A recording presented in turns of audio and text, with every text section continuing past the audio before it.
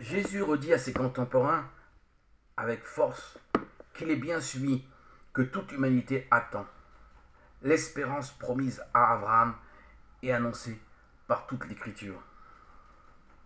Vous scrutez les Écritures parce qu'il vous paraît avoir en elles la vie éternelle.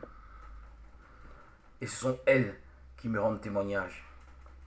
Et vous ne voulez pas venir à moi pour avoir la vie?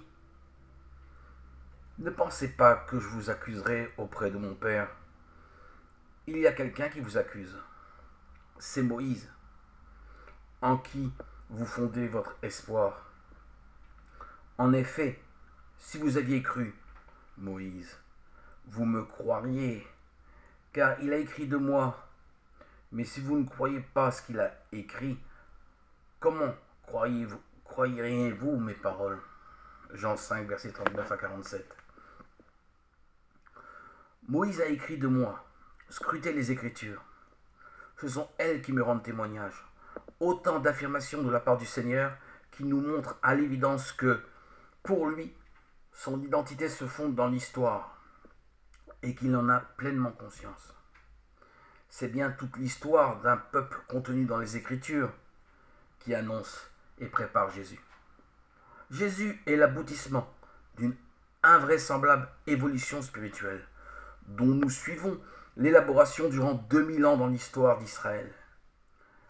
L'écriture dont parle Jésus, les écrits de Moïse pour un juif, c'est en bloc la loi. C'est-à-dire toute l'histoire de ce peuple minuscule dont la montée spirituelle passe par les prophètes, les livres de la sagesse, les psaumes, et qui forge en 20 siècles des hommes et des femmes capables de recevoir l'envoyé du Père, Joseph et Marie, furent de cela.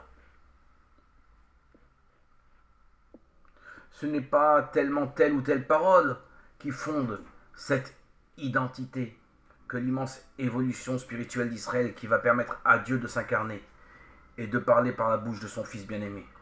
Jésus, né de la Vierge Marie. Il y avait alors 2000 ans qu'Abraham quittait Our en Chaldée pour entreprendre ce long chemin de l'histoire.